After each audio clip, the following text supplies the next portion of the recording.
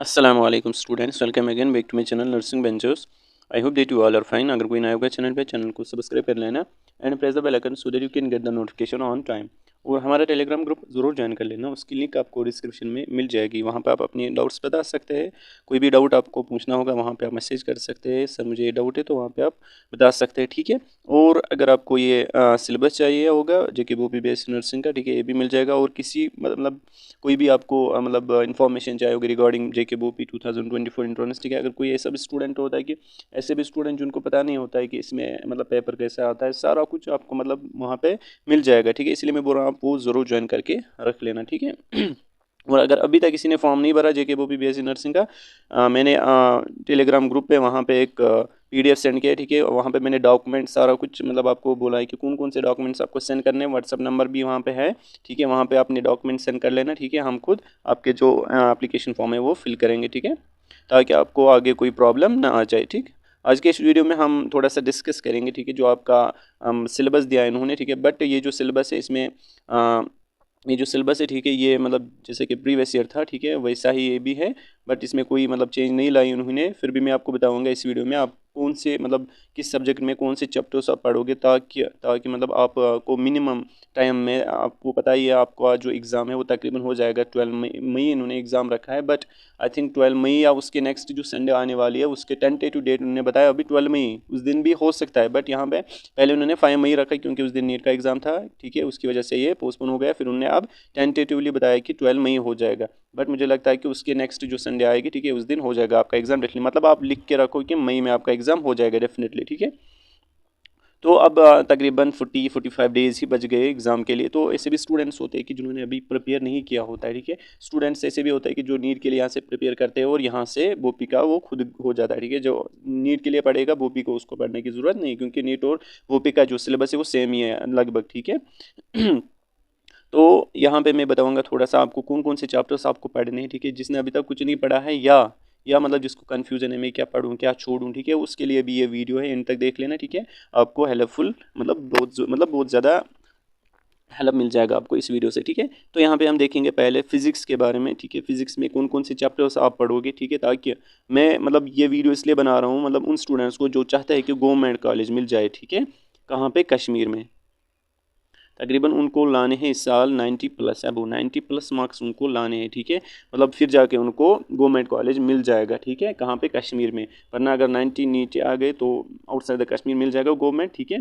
तो उसके बाद फिर मतलब अगर 90 से बिलो आ गए ना तो मुझे नहीं लगता कि चांसेस है कि गवर्नमेंट कॉलेज आने के, ठीक है। तो यहाँ पे बता रहा हूँ कि 90+ आपको होने चाहिए आउट ऑफ 180।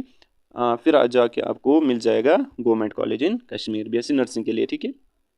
पहले हम देखेंगे फिजिक्स के बारे में। देखो फिजिक्स में मैंने जो यहाँ पे हाईलाइट किया है ब्लू से, ठीक है, सॉरी ग्रीन है ना, ग्रीन से हाईलाइट किया है, यहाँ पे आप देख सकते हैं।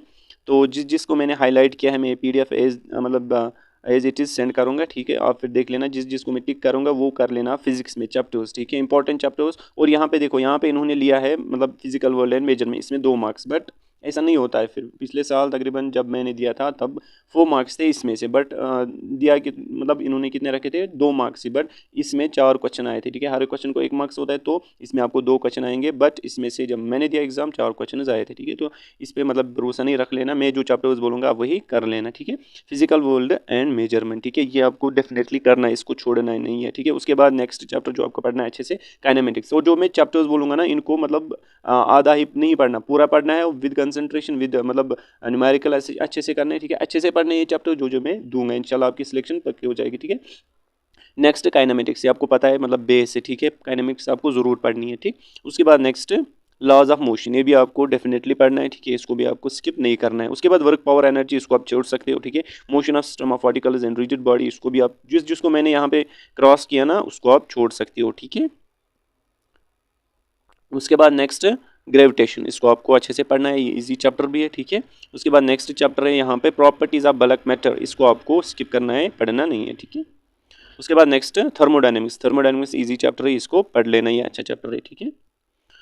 उसके बाद नेक्स्ट चैप्टर जो आपको पढ़ना है बिहेवियर ऑफ परफेक्ट गैस मतलब KTG, है ना, ये इजी है, थोड़ा छोटा ही चैप्टर है, इसको एक दो दिन लगेंगे आपको पढ़ने में अच्छे से विद न्यूमेरिकल, ठीक है। छोटा चैप्टर है, इसको पढ़ लेना। उसके बाद ऑसिलेशन एंड वेव्स, ये भी पढ़ लेना अच्छे से, ठीक है। ये मतलब इजी चैप्टर है, ठीक है। उसके बाद इलेक्ट्रोस्टैटिक्स, इसको छोड़ लेना आप, ठीक है। इसको छोड़ लेना, बहुत बड़ा चैप्टर है, वो 4 क्वेश्चन ही आते हैं इसमें, बट 4 भी नहीं आएंगे, फिर 2 या 3 ही आते हैं, ठीक है। उसके बाद करंट इलेक्ट्रिसिटी, ये इंपॉर्टेंट चैप्टर है, उतना बड़ा भी नहीं है इस कंप्यूटर इलेक्ट्रोस्टैटिक्स, तो इसको कर लेना, ठीक है, अच्छे से। उसके बाद यहाँ पे देख सकते हैं मैग्नेटिज्म एंड मैटर, यहाँ पे इसको छोड़ सकते हैं आप, ठीक है। Next chapter that's electromagnetic induction, मतलब EMI AC, ठीक है। EMI AC electromagnetic induction and alternating currents, इसको आप पढ़ लेना अच्छे से, ठीक है, अच्छा चैप्टर है। उसके बाद इलेक्ट्रोमैग्नेटिक वेव्स, इसमें आपको 2 क्वेश्चन आएंगे, डेफिनेटली 2 क्वेश्चन इसमें आते हैं, ठीक है, ये कर लेना, छोटा चैप्टर है। उसके बाद ऑप्टिक्स, इसको आप छोड़ सकते हो, ठीक है, वेव इसमें मिला के वेव एंड रे ऑप्टिक्स, ठीक है, इसको आप छोड़ सकते हैं।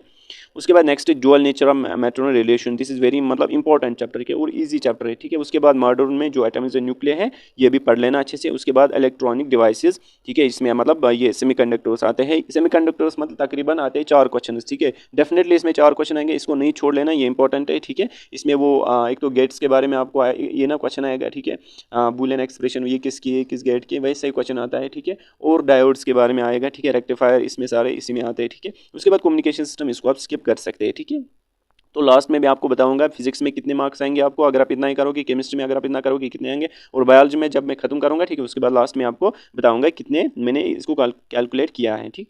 उसके बाद केमिस्ट्री में आपको 60 क्वेश्चन है, ठीक है, 60 क्वेश्चन, फिजिक्स में भी 60 है, ठीक है, केमिस्ट्री में भी 60 है। तो यहाँ पे केमिस्ट्री की हम बात करेंगे पहले। देखो chemical arithmetic and atomic structure जो है इसको आप स्किप कर सकते हैं, ठीक है। उसके बाद नेक्स्ट केमिकल इक्विलिब्रियम, इसको भी स्किप कर सकते हैं आप। उसके बाद केमिकल काइनेटिक्स, देखो ये छोटा चैप्टर है और इजी भी है मुझे, जैसे कि मुझे लगता है, ठीक है, तो इसको कर लेना। और सॉल्यूशंस भी इजी है, ठीक है, इसमें थ्योरेटिकल क्वेश्चन आते हैं सॉल्यूशन और काइनेटिक्स में, ठीक है, इसलिए मैंने ये चैप्टर्स रखे। उसके बाद रिडॉक्स रिएक्शन, खाली इसमें रिडॉक्स रिएक्शन कर लेना, ठीक है, खाली इसमें रिडॉक्स रिएक्शन कर लेना, जिसको मैं हाईलाइट कर रहा हूँ, इंपॉर्टेंट है, ठीक है, रिडॉक्स रिएक्शन, बस इतना। जो इलेक्ट्रोकेमिस्ट्री है ना, इसको नहीं कर लेना, ठीक है, ये थोड़ा सा टफ है, मतलब खुशकी, ठीक है। तो इलेक्ट्रोकेमिस्ट्री नहीं कर लेना, रिडॉक्स रिएक्शन कर लेना, इसमें आपको ऑक्सीडेशन स्टेट्स में के बारे में आएगा क्वेश्चन आएगा, ठीक है, वो कर लेना। उसके बाद solid state and states of matter, ठीक है, ये इंपॉर्टेंट है, इसको कर लेना अच्छे से। उसके बाद नेक्स्ट चैप्टर सरफेस केमिस्ट्री, इसको आप स्किप कर सकते हैं, ठीक है। पीरियोडिक क्लासिफिकेशन, इसको कर लेना है डेफिनेटली, ठीक है, इसको छोड़ना नहीं है। पीरियोडिक क्लासिफिकेशन कर लेना, ठीक है, ये छोटा चैप्टर है और इसमें क्वेश्चन आएंगे। उसके बाद chemical bonding and molecular structure, this is very important chapter, ठीक है, इसमें क्वेश्चंस आते हैं तकरीबन 4, तो इसमें डेफिनेटली आएंगे, ठीक है। और सिलेबस में कम है, ठीक है, सिलेबस आप खुद देख लेना, अब यहाँ पे इसका सिलेबस दिया है, ठीक है। और ये respiratory shapes of H2O, and इन्होंने यहीं से दिया है, देखो वहाँ पे आपको मतलब देखो इन्होंने कितना इजी बनाया, वहाँ पे आपको इनमें से कोई भी मतलब ये कंपाउंड आएगा, बोलेंगे मतलब इसका शेप बताओ, ठीक है, ये ईजी है, वरना मतलब आपको बहुत सारे करने पड़ते हैं, बट इन्होंने यहाँ से ही एग्जाम्पल दिया है, ठीक है, इन्हें मतलब बहुत ईजी बनाया आपके लिए सिलेबस, ठीक।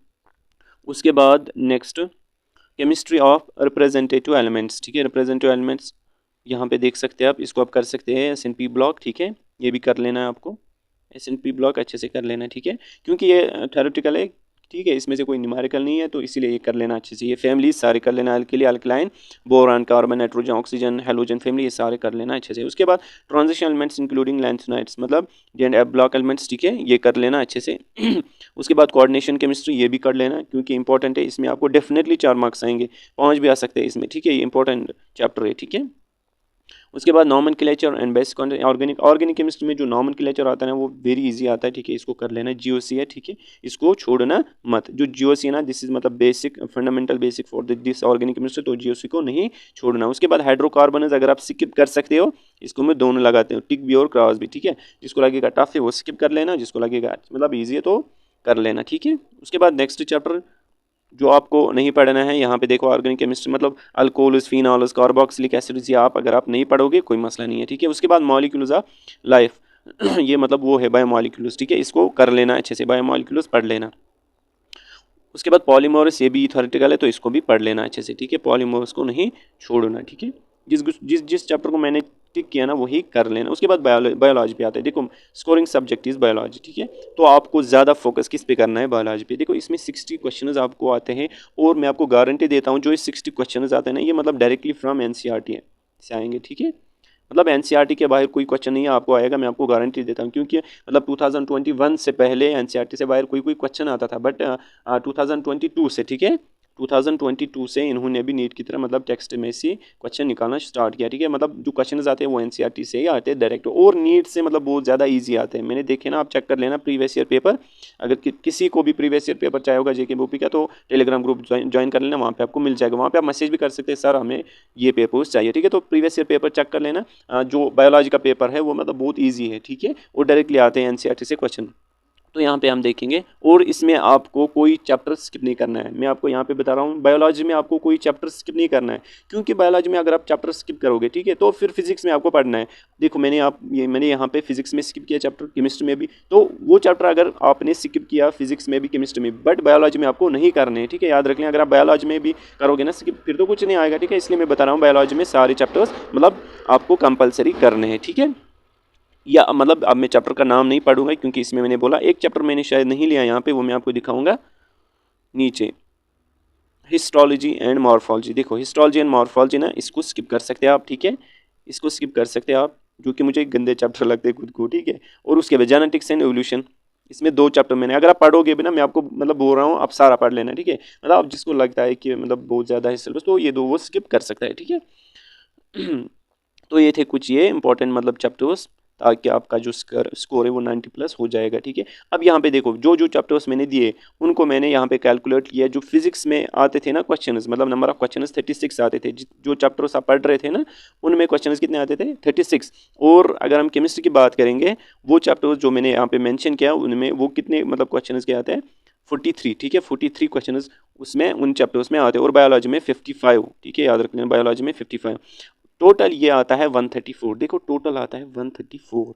अब अगर आप इतने ही करोगे, फॉर एग्जांपल मैं आपको बता रहा हूँ, आपको अब फिजिक्स में आउट ऑफ 36 30 आ गए, ठीक है, आउट ऑफ 36 30 ही लाओगे, ठीक है। उसके बाद केमिस्ट्री में भी मैं 30 ही रख रहा हूँ, ठीक है, केमिस्ट्री में भी 30 ही रख रहा हूँ। और बायोलॉजी में अगर आप 55 में से 50 लाओगे, ठीक है, कितना आएगा ये, हो गए 0, हो गया 110, कितने हो गए 110। तो 110 क्वेश्चन अगर आपको मतलब ठीक हो जाएंगे ना, तो मतलब कोई नहीं है कि आपको आपकी सिलेक्शन रोक सके फिर, ठीक है। तो आपको डेफिनेटली मतलब एनी हाउ आपको गवर्नमेंट कॉलेज मिल जाएगा कश्मीर में। अब अगर मैं यहाँ पे और मतलब इसको 20 क्वेश्चन या 10 क्वेश्चन और मतलब डिक्रीज कर रहा हूँ, तो 100 आपको डेफिनेटली आएंगे अगर आप इतना ही सिलेबस करोगे। बट अच्छे से कर लेना है, ठीक है, विद कंसंट्रेशन आपको पढ़ना है, न्यूमेरिकल्स अच्छे से करने हैं फिजिक्स में, और बायोलॉजी को मतलब लाइन बाय लाइन पढ़ना है। मैं खाली बोल रहा हूँ आपको एनसीईआरटी पढ़ो, बस उतना आपके लिए काफ़ी है, ठीक है। तो आई होप दैट आपको वीडियो अच्छा लगा होगा और आपको एक मतलब हेल्प ज़रूर मिला होगा, ठीक है। मिलते हैं नेक्स्ट वीडियो में, तब तक के लिए अल्लाह हाफिज़।